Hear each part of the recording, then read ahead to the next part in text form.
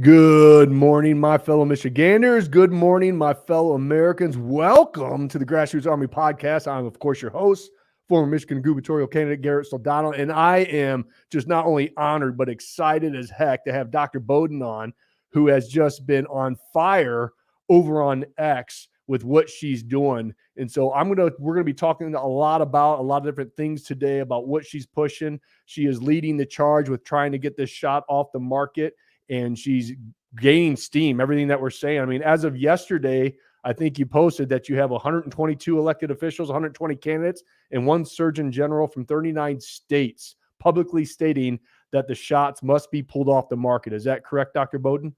Yes. And it happened in a matter of months, and it just keeps growing. I have at least 3 more people to add to the list today, and hopefully after this broadcast, a few more.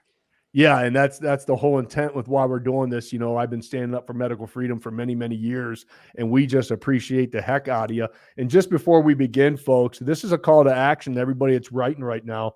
In the description of this video that you can see, you're going to see a website that you can send and you can email to your candidates, to your elected officials, and it's Americans for healthfreedom.org /sign the pledge. The link's in the description. Send that to your elected officials. Send that to the folks who are running. Follow Dr. Mary Bowden on X. I mean, she is nonstop going after everything, holding people accountable, even Houston Methodists. I mean, it's all over. So we appreciate what you're doing. But I want to go back to way in the beginning. That's kind of like what I do with all my healthcare professionals, to kind of see the evolution of where your headspace was, especially all the way back in the beginning of the pandemic in early 2020. When did you just start to know and realize like something was up? Well, yeah, I'm a solo EMT. I had a very quiet practice. I started having the COVID patients come in a little bit here and there. I used common sense, breathing treatments, steroids, antibiotics.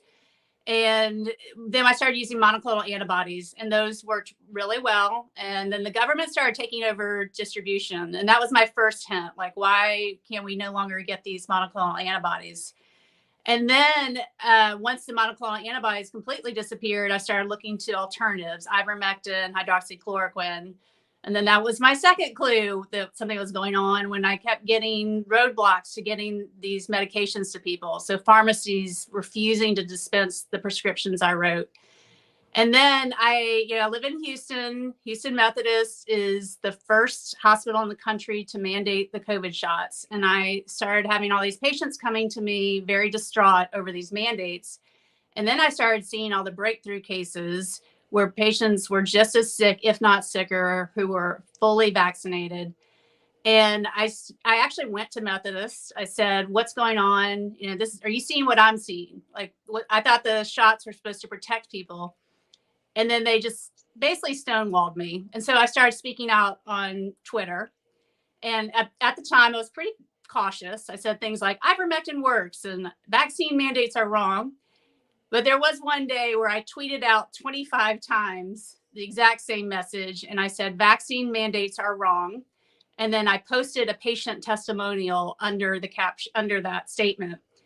5 days later, Methodist went after me in a very public fashion. I looked down at my cell phone and I saw a text message from a reporter at the Houston Chronicle asking me to confirm, is it true that my privileges had been suspended? And I was blindsided. I did a double take. I'm like, what are you talking about? And then I go to my email and I see the letter from Houston Methodist saying they suspended my privileges. And then I go on Twitter and they're tweeting about it. So that just sort of changed things from that point on dramatically. And that's what they do, right? If you stand up against Big Pharma and their agenda, they're going to try to squash you. Just like we talked about before we went live today. The same thing happened with me is when I was standing up against the lockdowns, they were going after my license, saying I was advocating the spread of disease and I was endangering the public with standing up against the quarantine. And, it's just everything that we've been standing up for over the past 4 years has been proven, in fact, to be right. that there are other ways to treat this.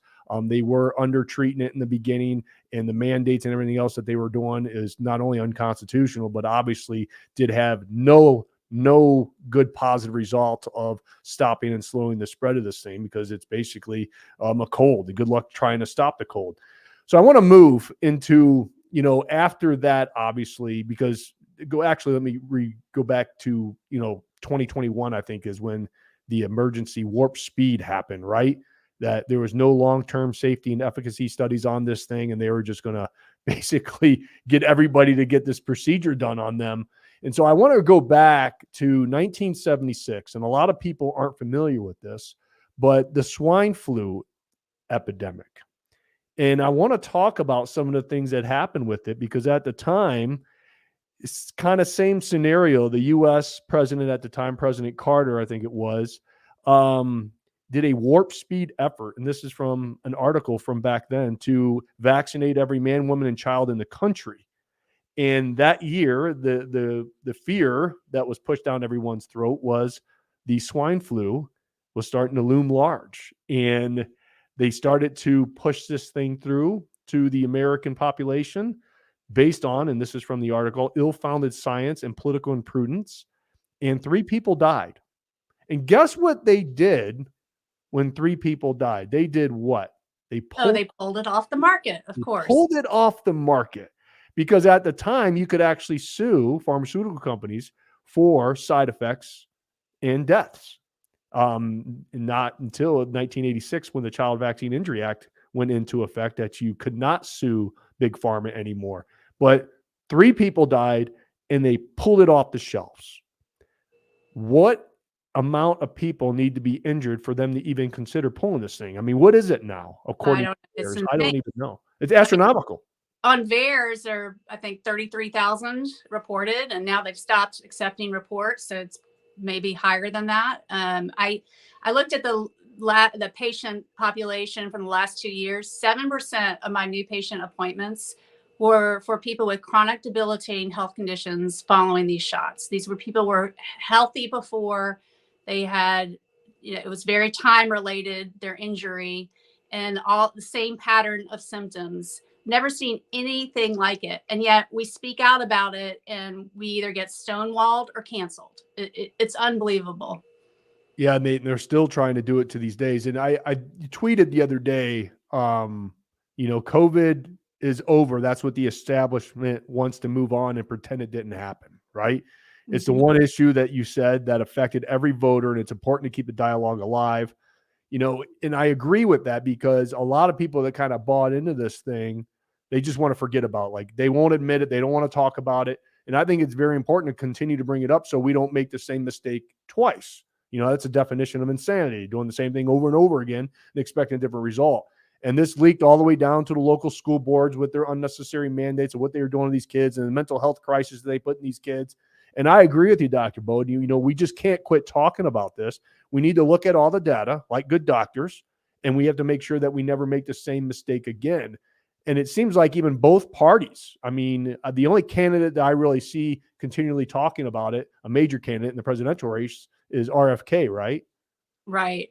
And, you forget these shots are on the pediatric vaccine schedule. So all children ages 6 months and up are expected to get these shots. It's just horrifying. I mean, we know the government even admits there's a risk of myocarditis with these shots, and to be giving them to small children cannot, nonverbal children will not tell you that they have chest pain, right? So they could be getting silent myocarditis, causing a permanent scar on the heart, and may not manifest for years down the road. They're running down the soccer field and drop dead. I mean, that's what we're potentially looking at. It's very frightening. Yeah, especially, it goes against our Hippocratic oath to do no harm. And for these doctors to continue to push it, and they incentivize it. I always say, why do you have to incentivize something that works? Exactly. They were giving out free meals and money and everything else to folks to try to get them to take this. And you're just kind of thinking and scratch your head, like, where'd all the common sense go? I mean, even when the CDC even changed the definition on their own website of what a vaccine truly is, I have the screenshots of the before and after. I'm just like, how can people just not see what's going on? I worked in the pharmaceutical industry where I worked in a research facility where we tested many, many different medications and vaccines on animals. And, those studies and the millions and millions of dollars put in those studies, I mean, it's years and years of data and research before it even gets to clinical trials. And then they look at all that data, and there was none done on this procedure. Right. Well, they just want to get that mRNA technology out there, and it's too big to fail. They've invested so much time, and I mean, not time, money and Time and money. ego. Yep. Yeah, we need more time. Yep. But they've invested too much to admit that it might have been a mistake, or admit that it certainly is a mistake. And it's costing people's lives, quality of life, and everything else. You mentioned the mRNA. Can you go into kind of like the science a little bit with how it is? What was their intent with this thing, and why is it like I read some research on it just a couple days ago about how it's like creating autoimmune disorders, possibly. Right. So well, can you go into the science of why that's happening and how it was supposed to work? Well, it's not natural mRNA. It's modified mRNA. It has a modification on there that keeps it from, breaking down in your body. It's delivered in a way that, evades the normal body's response to degrade it. So it's purposely delivered in a way that it gets into your cells. It gets distributed throughout your entire body. And then it creates this spike protein. So you're implanting a system in your body that is a spike protein factory, and there's no off switch, right? So it was, we were told that it would just stay in the arm. It would briefly create spike protein enough to create an immune response, and then that's all there is. But that's not what happened, right? It went throughout the entire body. And like I said, there's no off switch. Now, I think that a lot of these shots were probably inert because the storage requirements were so stringent.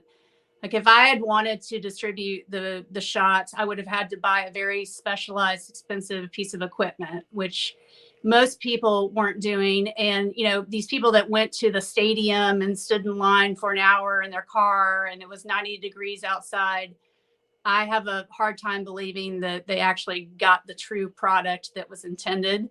So I don't think everybody needs to panic. But, we're messing around with DNA.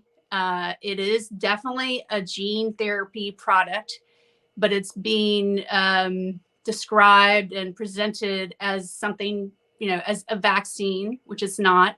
If it were truly, if they would admit that it was a gene therapy product, the safety requirements would be much, much higher. So there's a reason that they're not doing that, even though it's perfectly obvious to anybody with, you don't need to have an MD or PhD. Common sense, this is a gene therapy product.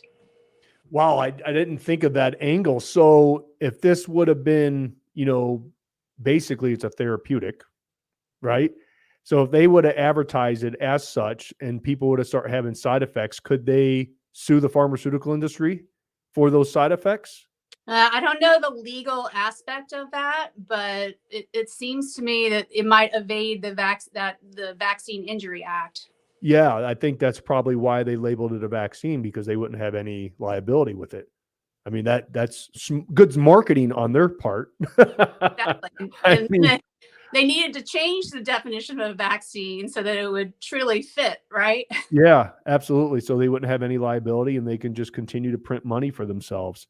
What made you start this petition, and when did you start it?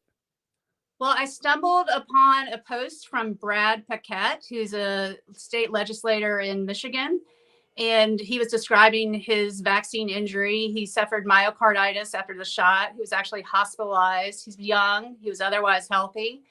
And then I asked him, would you be willing to publicly state that the COVID shot should be pulled off the market? And he wholeheartedly responded yes. And then that kind of gave me the courage to ask more people, and it just grew organically from there. It's just all from X, right? And it's just over the last 3 months, it's gone from one person to now 200, and I think we're up to 245 people. Wow. it gives me the chills of the power of the people. We had a saying throughout our whole little grassroots army over the last 4 years. The power of one can lead to the power of many. You never know what small act that you may say or do, a conversation that you may have, Dr. Bowden, that may literally change the lives of millions tomorrow. And that's just another, reminder on how powerful people can be and what you can accomplish when you do what's right and you stand up for what's right. Magic happens. That's for sure. Yeah. And I keep worrying that it's going to stop, but then it just keeps growing. So like I said, I have 3 more names to add, and day by day, it just gets a little bit bigger. Yeah, and it's been fun to watch on X and everything else that you've been doing. Have you been getting, I know, the hate on my end has decreased dramatically since I stepped away from politics and stuff, but are you getting a lot of negativity and hate and everything else? Not like I used to. I mean, when Yeah.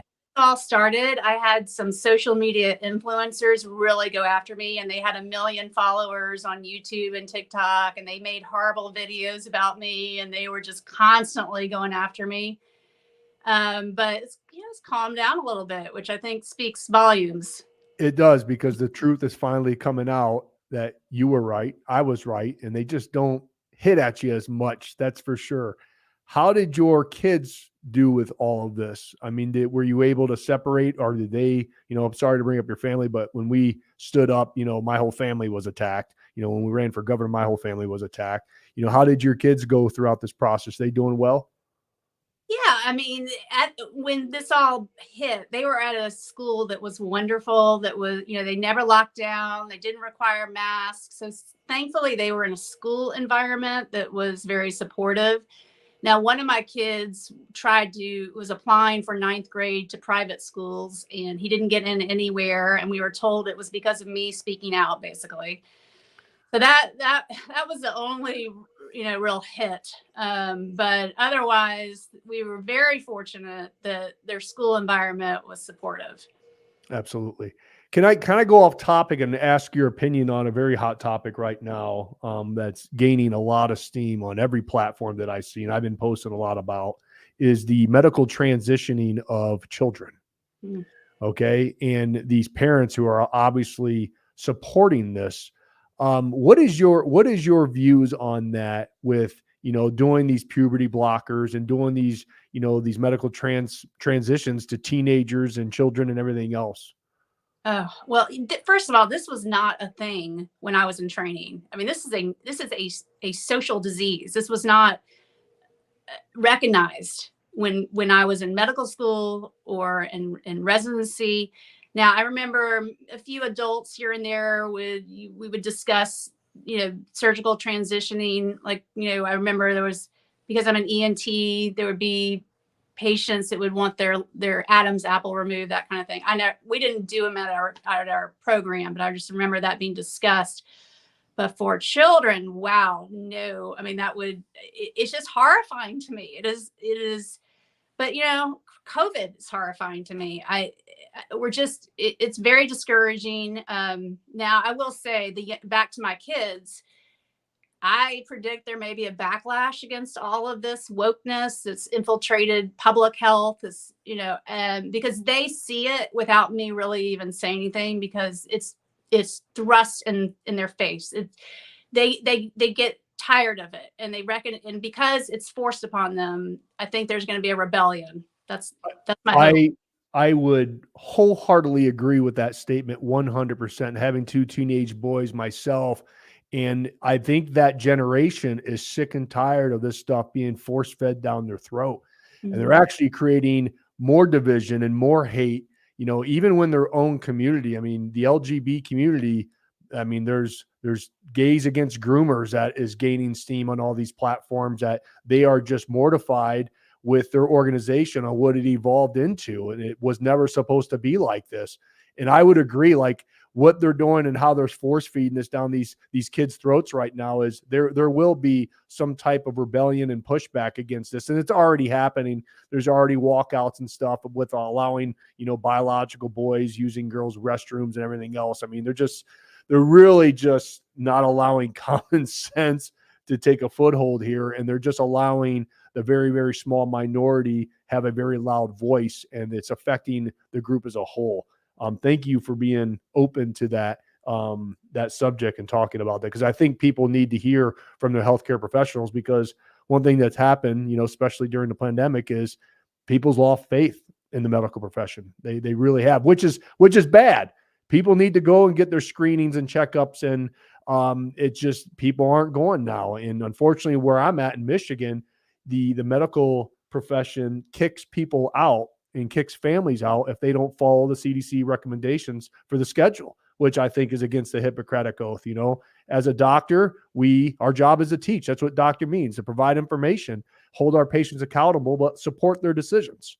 We don't have to agree with them, but we can support them. And kicking them out is just mind-boggling to me. Yeah, exactly. I mean, the most common question I get asked is, who do you recommend? Who can I trust? People have lost trust. I mean, I had a patient here come to my clinic yesterday that should have gone to the emergency room, but people are just terrified of the system. And we got a lot of work to do to restore that trust. I don't think it's happening anytime soon. No, but it's brave people like yourself that are going to do just that. Obviously God has a plan for you, and you're working that plan and you're taking the action. So again, just to remind everyone that in the description, there is a link for her petition for you to send to your political candidates, to your elected officials, and get them to sign this. Every single elected official that understands what the heck's going on should be signing this petition. And it's not that they're against it. They just want the studies done to make sure that it's safe and effective. Right. And also we have a list of physicians on that website who are like-minded. Now I'm doing the website and I haven't had time to put everybody on there, but if you are looking for a like-minded physician, there are names on that website that you can refer to, and it's americansforhealthfreedom.org. Now, do you have physicians in every state, or is there some states that are missing? Well, I have a lot of catching up to do to add the names. So yeah, right now there's not a lot on there. I can't remember how many states are represented yet. But it's growing. Another good resource for like-minded physicians is FLCCC. They have physicians listed. And another, if you are suffering from COVID and you just need the protocol, there's a great resource called myfreedoctor.com, and they have physicians in all 50 states. It's telemedicine. It's free. They survive on donations, but there's no obligation to pay at all. So that's a wonderful resource. Thank you for sharing that information. And I looked at your X profile. You've treated over 6,000 COVID patients. Is that fact? Yes. And everybody that received early treatment is alive and well. That's a lot of patients.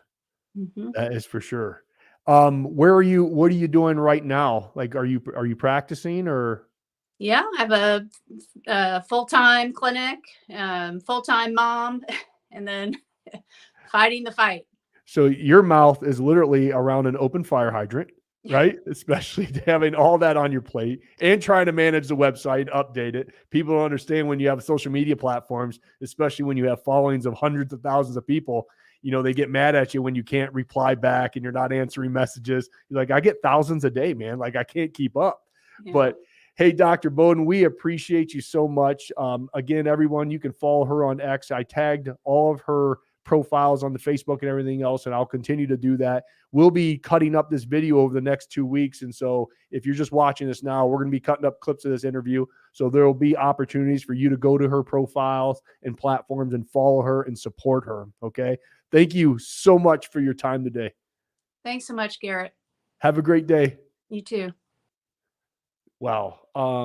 I love bringing folks on here that are putting themselves out there, that have taken the hits, that continue to follow through and do what's right, because those are the true heroes that are actually putting themselves out there, that are allowing people this little thing called hope. And I think that's very important, is to have hope. And she has a tall order to reestablish faith in the medical profession, because there is a lot of people who have lost faith in that profession. But rest assured, folks, there are people like her and Dr. Molly James and so many others who are standing up, who have been standing up, who got your back, literally. And so I will continue to highlight those folks, bring attention to them, and try to get you to follow them because they need the support and help. And so that's how we get through this. That's how we get through everything that's coming our way. It's an election year. It's insane. I get it. But understand and know that you're a part of something bigger than self. And this organization, this grassroots army will continue to grow, will continue to inspire, and we will continue to motivate people to do what's right. How we take our states back. That's how we take our country back. So hang in there.